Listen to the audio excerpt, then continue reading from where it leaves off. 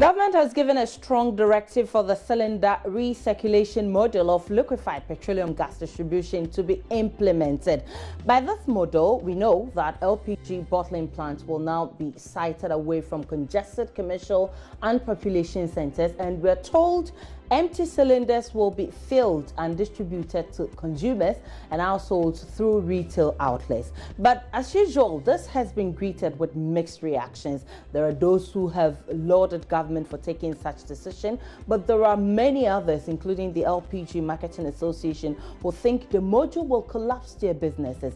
The Chamber of Petroleum Consumers that says the module will not favor the poor, and the LPG truck drivers who are unhappy about the decision.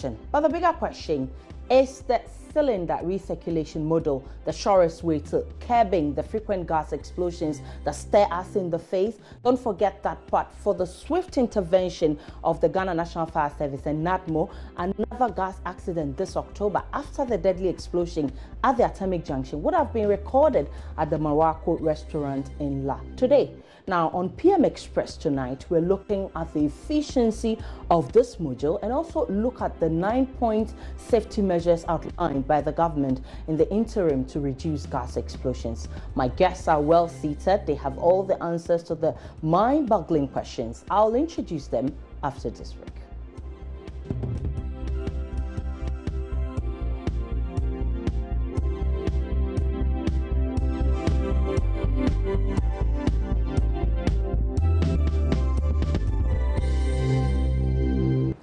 So if you just joined us, you're watching PM Express. I'm glad to have you. My guest on PM Express tonight, Ben Boache, is Executive Director at the Energy Think Tank Africa Center for Energy Policy, ACEP, and Bernard Oredo is the Public Relations Officer of the LPG Marketers Association. Gentlemen, it's a privilege to have you. Great to be here.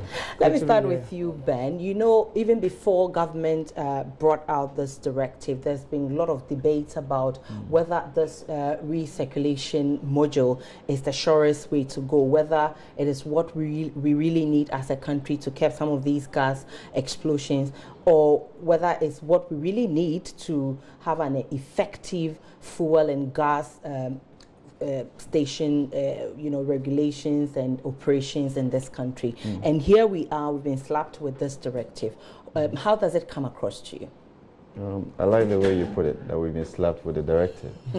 I think we really have to have a position as a country on how we address this recurrent problem of gas explosions in Ghana. But the way to do it really is to think deeper and hard at what is actually causing the problems so that we can have a lasting solution to it. The directive, as we are told, has its own positives. It has the capacity to reduce the risk of these explosions for the fact that they are not going to be too close to people. That in itself takes away some of the risk. But I wonder whether it is a silver bullet that we need to solve all the problems relative to explosions, because you have other exposure. People are exposed to tankers that are running around with LPG, and even as we saw today with what happened to Morocco, it tells you that some of those high consumers who have bigger tanks, at their backyard could also pose some risk. So it then raises the question: what really is the fundamental problem with these explosions, and can we deal with the fundamental problem? Okay. What happened really, as we are told, was that a gas leaked, and for a gas to leak, there must be a technical challenge or a problem with probably the valves or the tank itself. So can we deal with those problems and see how that approach can be sustained to ensure that we don't have leakages? Because you don't have a leakage, you cannot have stray in fire coming into contact with it. So for us, what we need to do is to see how we can improve the safety culture around LPG and even learn from that across all sectors, because we have poor safety culture in this country. The situation as we had it last weekend, 2 weekends ago, actually exposed that to a lot of things that we'll have to think about as a country. The pandemonium that arose or resulted from the explosion of the gas, calls for a certain level of education of the public on how to manage such a situation. I mean, I was about 10 minutes away because that's my route. Wow. And that was very close. About 10 to 15 kilometers away, the signal was all over, and people started turning in the middle of the road, speeding to nowhere. That alone could even cause some chaos. It caused a lot of chaos. There were a lot of accidents that are not being reported, as a result of that explosion. So managing such incidents, it might not be from gas, and the next time such a thing happens. But how do we get people educated so that we can manage that whole situation? So I think it's a broader concern that we have to deeply think about and see how big the problem was and what comprehensive solution we can find as a problem, as a country. But if the solution could be scientific enough to say that this explosion was as a result of a leakage, and therefore we should think about how do we ensure that these leakages don't happen, then we are having a sustainable approach to dealing with the problem. Can we, for example, say that with all the numerous technical institutions that we have in our country, can we have the professors contributing to the process of having a solution to leakages? Okay. Can we have valves that can say we have automatic valves that shut as soon as there is a leakage, or we can sense a leakage? That way we are contributing to development. And our problem in Africa has always been that we always want to consume technology, but we don't want to be part of initiating technology. Okay. So it presents an opportunity for us to also think hard about the problem and see how we can solve it and produce a sustainable solution, to the problem. One would have thought necessarily that run away from it. If the president talks about a policy, and of course people have embraced this policy that will put all our safety needs in one box to address some of these issues. One could have thought that that would be, the panacea to all our problems. So people think that this one also coming in is just something, maybe it was a knee-jerk reaction to the gas explosion that came in. But Ms. Oredu, you already, this hasn't been implemented, but you're already agitating and you're saying that the module will collapse your business. Are you not focusing too much on profit, and thereby losing sight of public safety? Well, thank you. It cannot be the case that our focus or our primary aim is to make profit. Let me just take it from where my friend ended. You see, there's an issue where we really need to take it on a broader perspective, rather than being, just a bit sentimental than being scientific. So for instance, if you take the explosion that happened at the atomic on Saturday, we have all sorts of theories coming up as to the cause of this fire. We've not, as at yet, get a detailed report from our emergency services. Yes, but Ghana Fire Service to provide us. That is why I say it's more of sentimental, because we have not had a detailed report, but there has been a launch pad for a launch of a policy. That is a cylinder recirculation module. That is why we, as operators, as marketers, thought it's a bit unfair to us, because you see, an incident happened, we're waiting for a scientific analysis of the issue to see the cause, what actually might have caused us, so that we learn going on. But then on the back of that, we get a new policy being rolled out because of probably one or two inefficiencies. So it is not the case that we are profit-focused or profit-oriented, because bear in mind that if these explosions occur, we lose lives, we lose properties as well. So it won't be as if that those of us who are the players are not aware or are not mindful of our safety. Like my friend said, it is not as if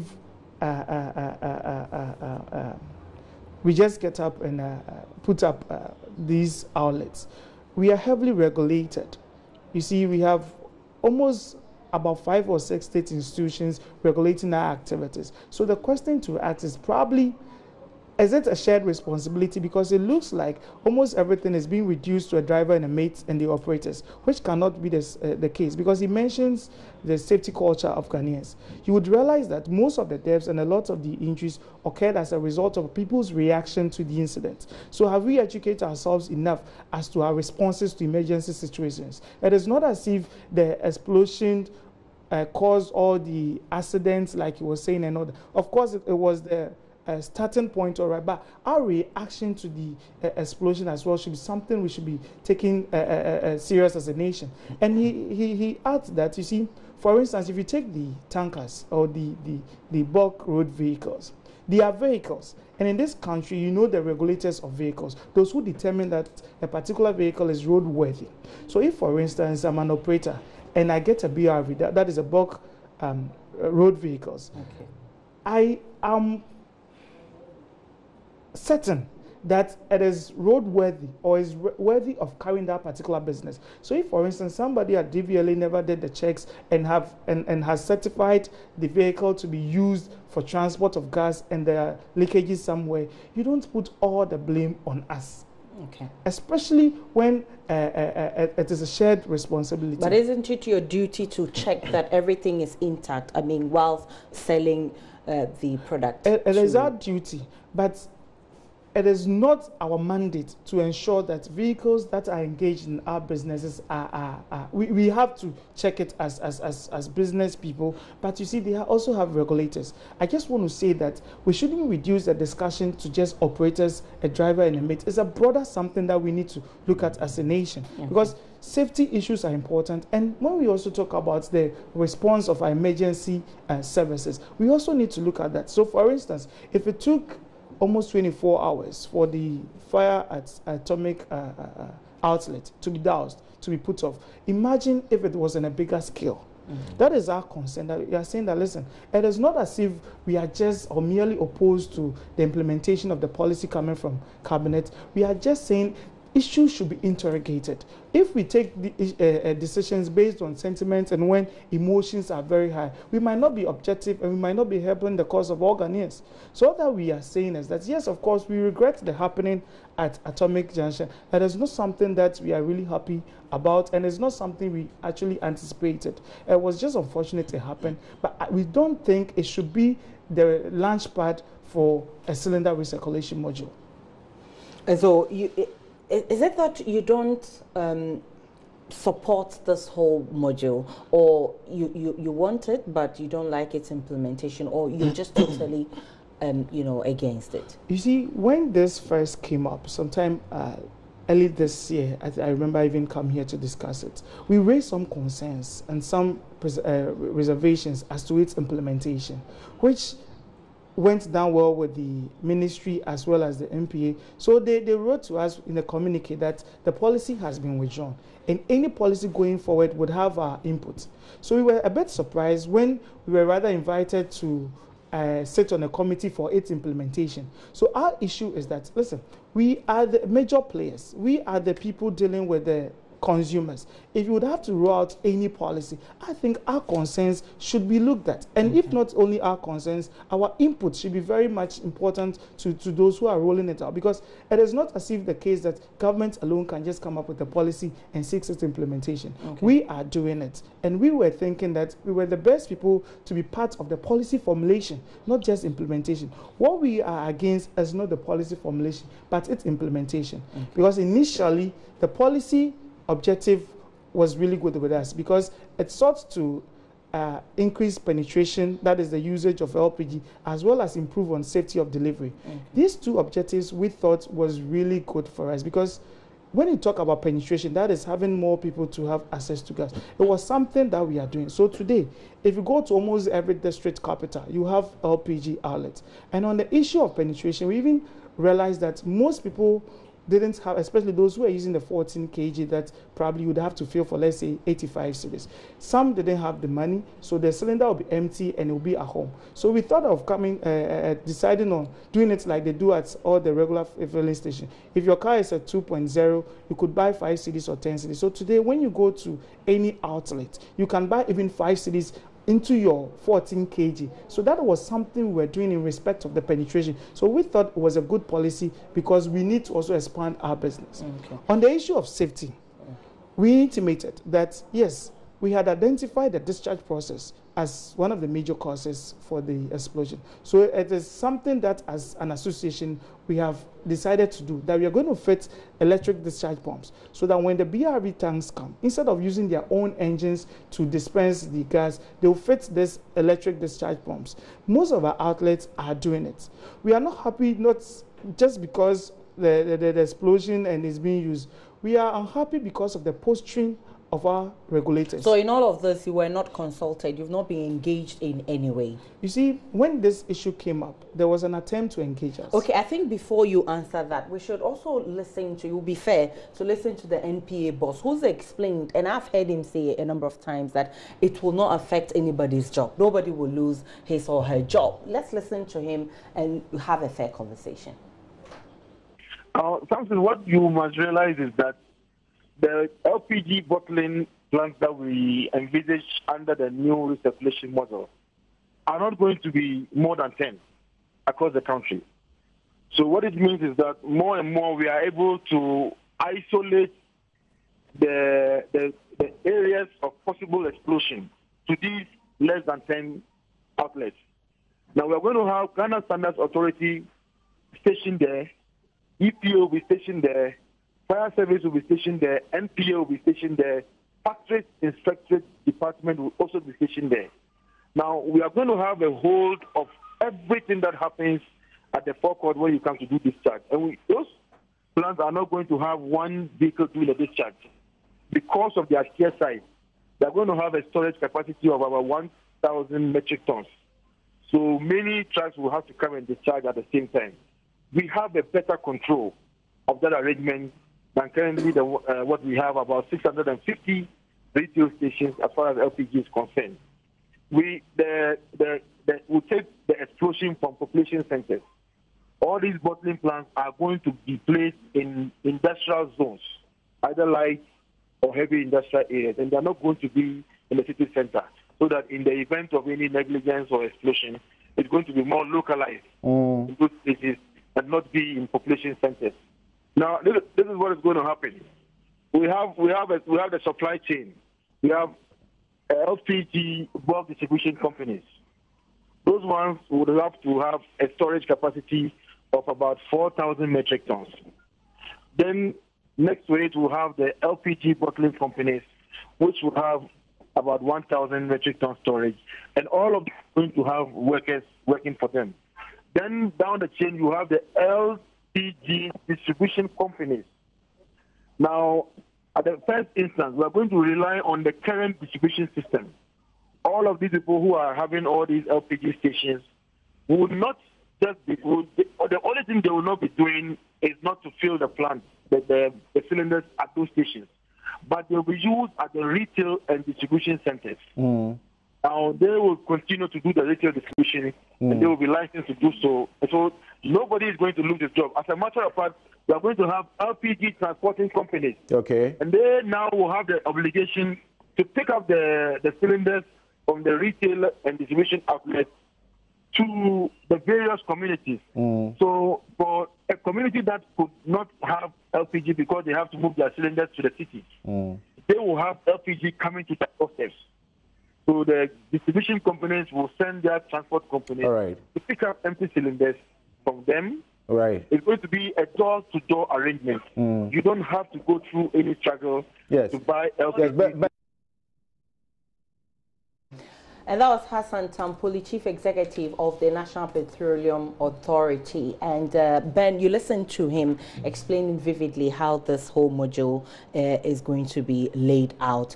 Do you still feel that there's a problem? And in fact, he addresses the issue of jobs, and he says nobody will lose their jobs.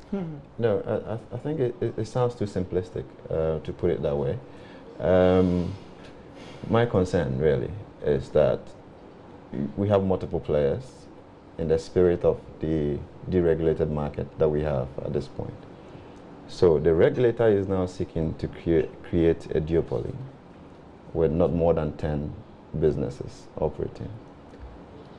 You know, it raises questions about who is actually going to be selected to be, you know, among the 10 that would be selected. You know, so people will have to move out of their business. People will have to move out of the usual distribution that we see in. We are told that they would have to now do the retailing of the product themselves. But then the fundamental question that raises is that would that service be able to compensate for their investment that they have already done? Mind you that the NPA authorized them and gave them the licenses and they go ahead to build the infrastructure that they are using today. You know, so it is a model that if we think it will work, we should encourage some businesses to go in and run that alongside what we are doing today and enforce the safety rules and ensure that gases tanks do not leak. We can safely transfer gas from one tank to the other through the discharge process, you know, without having these kind of explosions that we have. And those things can be managed scientifically, you know. So let us not just be in a hurry to tie ourselves into a policy, you know, that creates business for a few and kick a lot out of business. And I think that is where the bigger concern is. We shouldn't attempt to get, you know, so much into the business and regulating it from the government side. If it is a viable business, you know, let the business people take it up. And exactly the point the CEO of the Ghana Gas Company makes. He says that yes, they embrace this policy from government, but he feels that it should be run by the PPP, and he feels that will make it effective. I think we should listen to the CEO of Ghana Gas Company. I think if you have a third party, and in this case, I think we are suggesting both private entities and some government entities actually do the loading of these cylinders. I would suggest to you that when you have a government entity working with a government regulator, those things will be done very well. And I think once it's localized in, say, a place that is off from population centers, it also minimizes the risk of actually having collateral damage in terms of people being hurt. If there is an accident, so a loss of containment, for instance, and any fugitive emission of the gas going in and catching fire. So I think when it comes to the point about maybe we wouldn't have enough LPG, look, the LPG that we produce, the LPG that we import will be consumed. If you're talking about how the distribution will be facilitated, that would be another thing. But I have been in countries where that is all they do. You have LPG bottles actually sitting in stations, and you go and exchange them. And even if you do have, you the end user, if you do have a faulty cylinder, I think they'll make sure that it's repaired the next time you come around. I think training of attendants, and as a matter of not just them, everyone that handles LPG, it's a good thing, and it should be enforced. Certification of all of them, it's something that, you know, I always urge the regulatory agencies to take very seriously, because I believe that our attitude towards the environment and the safety as far as these gaseous mixtures are concerned, it's probably needs improvement, to put it mildly. So the NPA have assured us that they're going to make sure that anyone who handles LPG, whether at the loading base, whether they are a driver, whether even they are a driver's mate, and certainly at the discharge stations, they are duly qualified. So you heard Dr. Ben Asante. He is the CEO of the Ghana Gas Company, and he's made his point clear that at the Ghana Gas Company, and he talks about there won't be any instance of shortage of gas if people, that's what people think about this module and this whole thing. We'll go into all that he said in that statement, but let's take a break on PM Express. When we come back, we have more to talk about.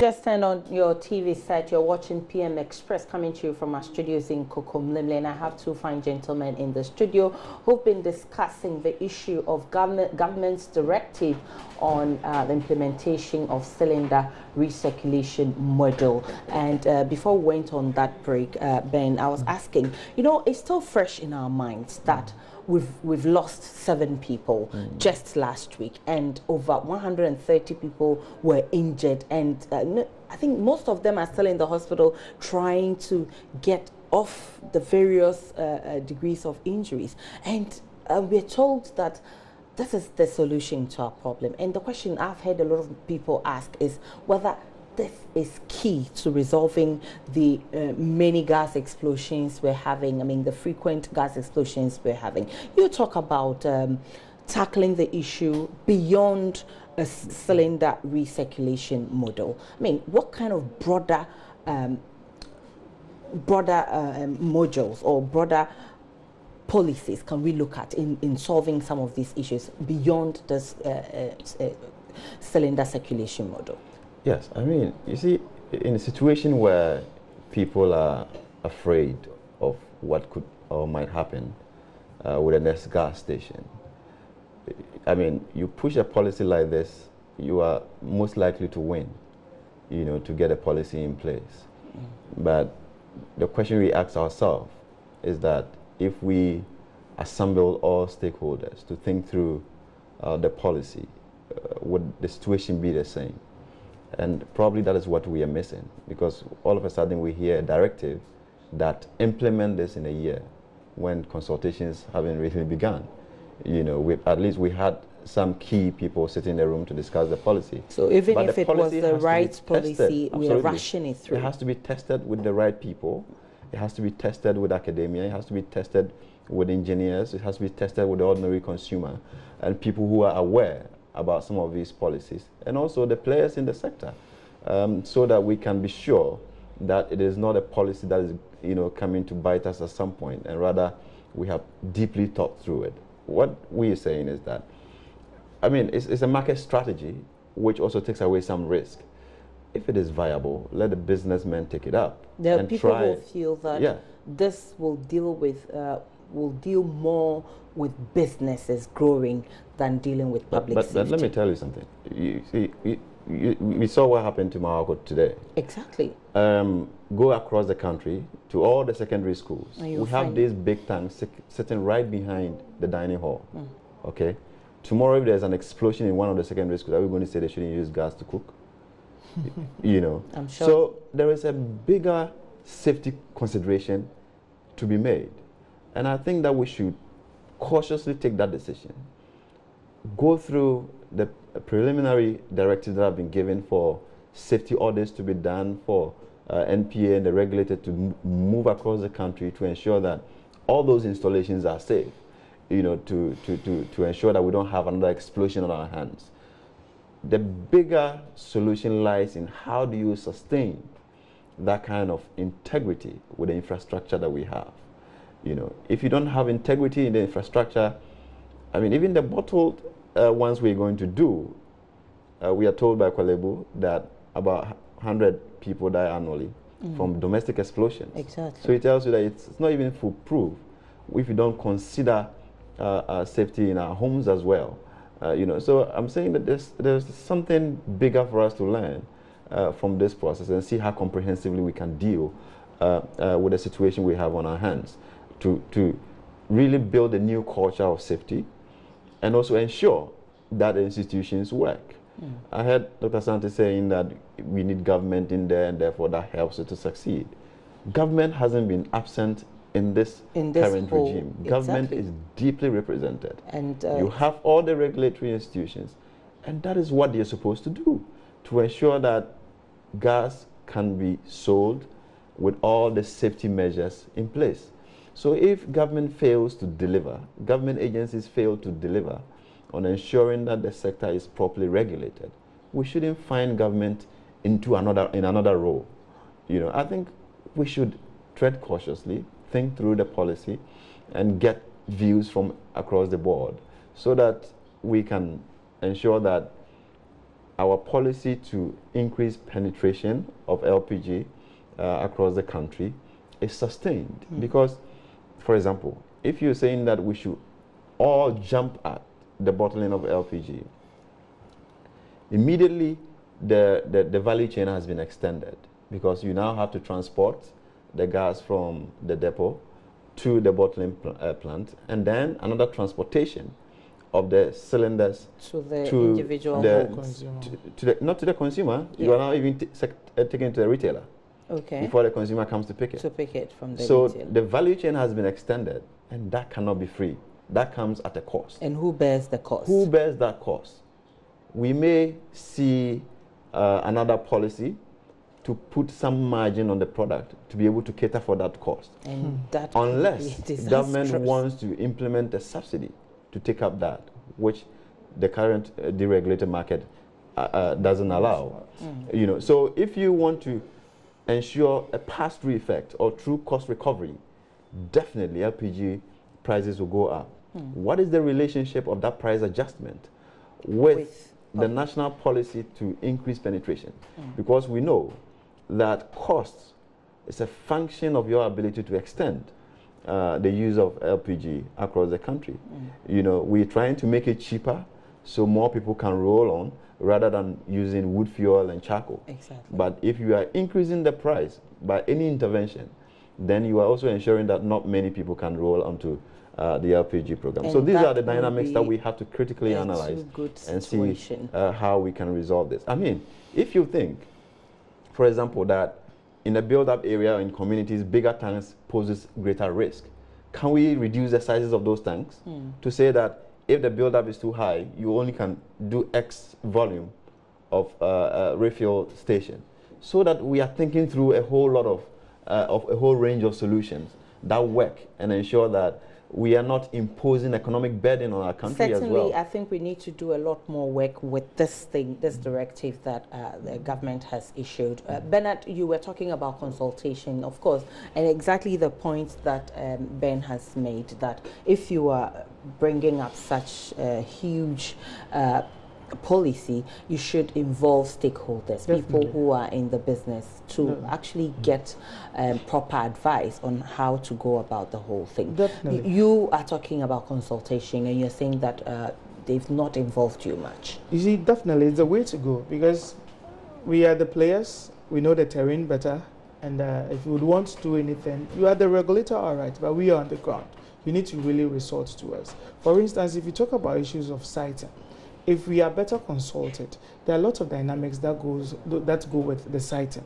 So, for instance, an operator acquires a land. At the time he acquires the land to set up the outlet, he's alone in the vicinity, probably over 200 meters, 300 meters, there's nobody with him. But this same operator is not in charge of who acquires the adjoining land. So now he goes to probably the special department or the town and country planning. He goes to the building inspectorate division. He acquires an adjoining land, which shares boundary with the LPG operations. So with time, people come put up settlements and residence factories around this sites. Now they come out and cry that the LPG outlets are sited within communities, when truth, they came to meet the LPG operation there. But the question is, do we control land system? We don't. So for instance, you don't blame an LPG which has been there for 20 years and people have come to stay with this operator and now they are crying that it lives within communities.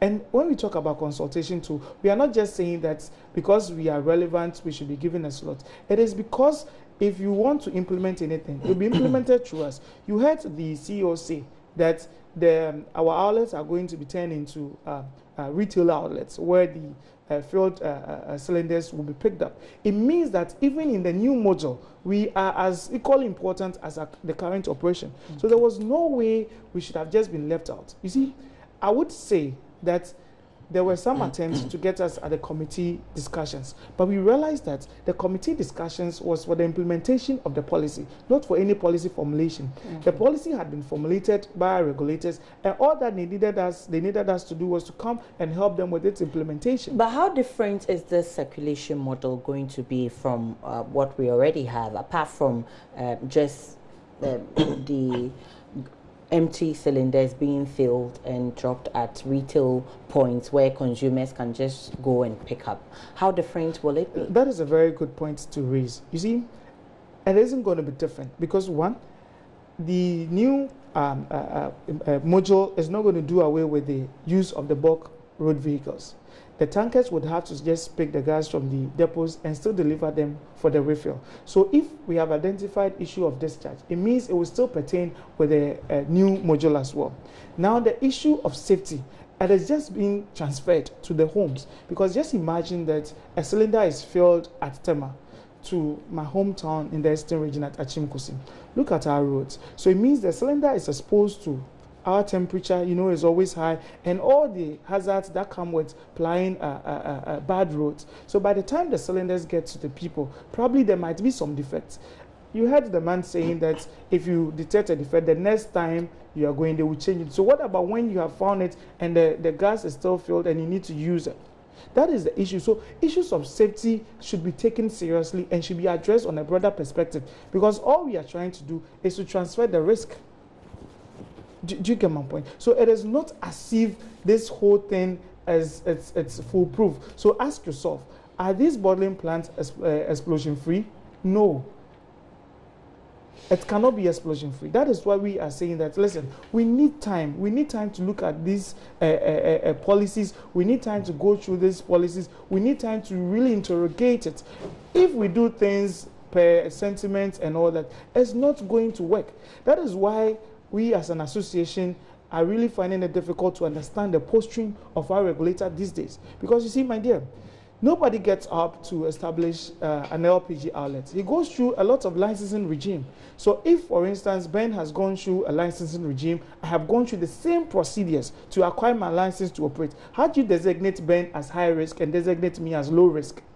It is just something to get the public sentiment against us, which we think it's a bit unfortunate, because at the end of the day, this particular module had been implemented before. Okay. In the 90s, this was the module that was being implemented, where the vehicles would go around and distribute cylinders. And it was withdrawn, and this particular module came into being. So ask yourself, those questions that needed to be answered at the time, have they been answered? Have our concerns that we have raised in respect of this module, have they been answered as well? Because we really need to do an analysis of this whole thing. And like you said, cost is a very important thing. Previously, they had to change to this current module because people were not getting value for their money. You go pick a cylinder which you were not present at the time of its filling. Probably you might think that it's a 14 kg, you pay X amount for it. You go home, it finishes in no time. People handling the cylinders, are they going to be trained? If there's a need to train all these people, then there's also a need to train the current handlers who are operating in the current setup. In fact, training is one of the 9 points that was raised in that directive. They call it safety tips in the interim as they wait to implement the recirculation. One of them actually that fascinates me is the immediate inspection of all gas stations and vigorous enforcement of existing regulations by the NPA.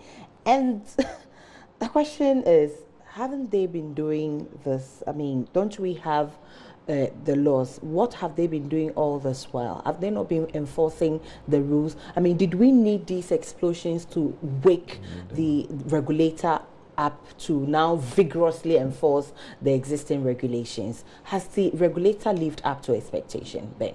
No, I think this shows that, I mean, Cabinet is now telling them to go to work. So they've been asleep all this while. They've not been working as they should. And that is a signal you can only, that's the only signal you can pick from a statement of this nature. But again, it feeds into a certain culture, you know, we have in our country where the big men always decide for some of these regulators. So you can't solely blame the NPA. It's possible that the usual political pressure that these institutions face makes them unable to implement and enforce the regulations. As Honorable Ayariga told all of us, that sometimes the pressure that comes on you, you know, as a minister or as a regulator alone could push you out of your role. And it's possible that is what this regulator has been living through. So it tells you that now the politicians say, go do your work, we will not interfere, and therefore they have the green light to go and do their work.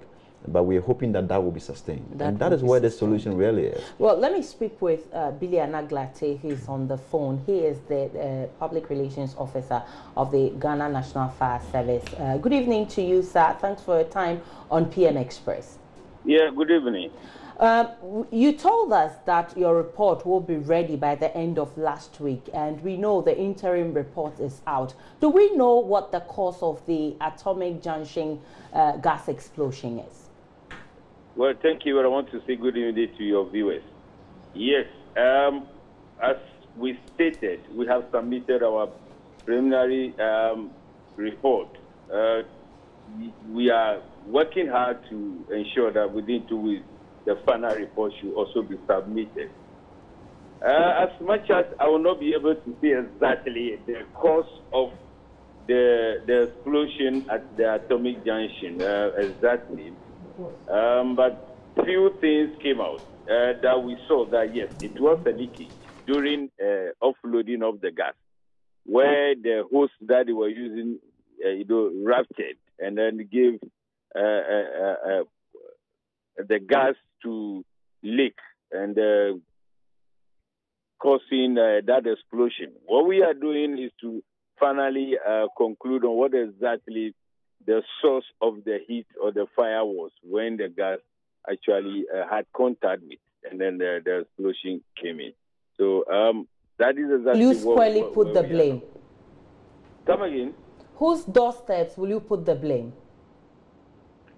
Well, directly to the tanker driver and his mate. We stated that yes, when they were loading and then there was a ruptured hose, the first thing they should do is to turn off the valve to cut off the gas supply to the atmosphere. That was not done. They only went out talking to people around to escape. And then they have not even called the fire service. From the time of the leakage to the time of explosion was about 15 minutes. And at the time that we had the information, we got there, our first tender got there in 6 minutes after getting the information.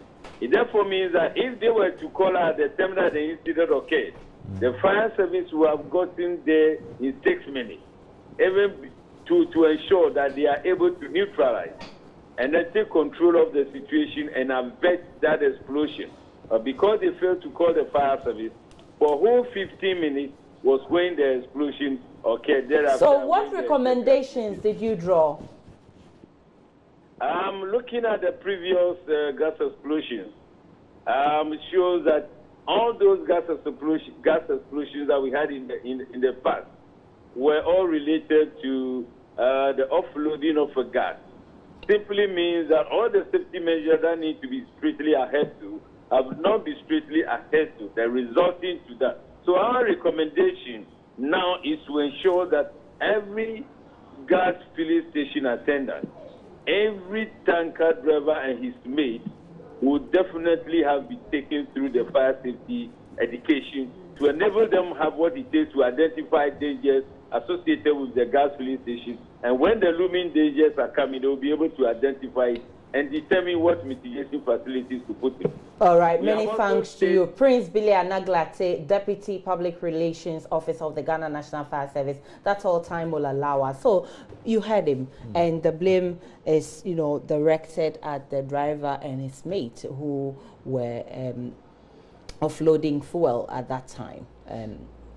Bernard. Yes, yes, we do admit that not all the drivers, as well as their mates, have the requisite training in terms of discharge. So in suggesting that we organize a comprehensive training for the drivers and their mates, it's something we really welcome, and it's something we think probably should have come earlier, but it's better late than ever. So he has identified an area. I just can't stop talking about this cylinder recirculation. There's no way this particular thing, this cylinder recirculation module, would solve or would have solved a driver and a mate who had not had enough and requisite training for discharge. That is why we keep saying that the new module won't be a panacea for preventing explosions, but rather the current and existing modules should have some improvements for better delivery. So that is why we are saying that, yes, we do admit that there are lapses, but you see, like he's saying, as an operator, I can't give my driver or my mates a comprehensive fire training unless they come with standards and make sure that we adhere to these standards. So it's an issue for all of us, it's an issue for all the players, and we need to address it as players all together. But if you listen to the cause of the fire, does this call for this whole directive and the 9 safety points and all the beautiful things we've seen in that directive? I think I had a scientific solution to the problem. He thinks that the drivers didn't play their role. He also said that almost all the fire or explosions that we have seen from filling stations are caused by these drivers. And they're the same ones who are going to wheel the gas to the refill plant wherever you will put it. You know, so there is a fundamental cause, and we have identified that. We have to address that to ensure that we can get a proper hold of what the problem is. And let's continue to engage to see what scientific solutions we can find to ensure that these explosions don't happen again. If you look at the fourth point on the 9 safety tips they want to do in the interim before this bigger module comes up, they want to review the safety protocols along the entire value chain through the combined efforts of the Environmental Protection Agency, the NPA, the Ghana Standards Authority, National Fire Service, Town and Country Planning, and all the people involved. And the question again is, they're reviewing safety protocols. What happened to the ones that we have? Has it been fully implemented? What shows that if we review these safety protocols, it will even work for us as a country? I think our proposal was that, I mean, from last week when it happened, we said that we need a proper audit into the entire arrangement, into the entire sector. First of all, to even see why these regulators have not been working or not performing up to scratch. And they are not the ones to do it themselves. We need independent eye on identifying how the way forward should look like, you know, so that we can all be informed appropriately. But anytime there is an explosion, the people who fail to do their job are exempted from any blame. And the same people who are told to sit and find the next solution. So they find a solution that exonerates them and propose new ideas. But we need to be comprehensive at the way we treat some of these matters. And we need an independent eye, you know, to see where the problems are, so that we can have a prescription that are pragmatic and can actually address the challenges. The same people cannot give us a solution. The same people cannot give us a solution. I think I agree with you, Ben. Bernard, what exactly do you want from government? You're saying that the way they're going about the whole thing shouldn't be. How do you propose government goes about this whole thing so the public can be saved from all of this trauma? Well, first and foremost, I would say that the posturing of the NPA as to their comments, it's painting the picture as if every LPG outlet is a death trap or an explosion in waiting. We want to say that our outlets are safe. Ghanaians should patronize us.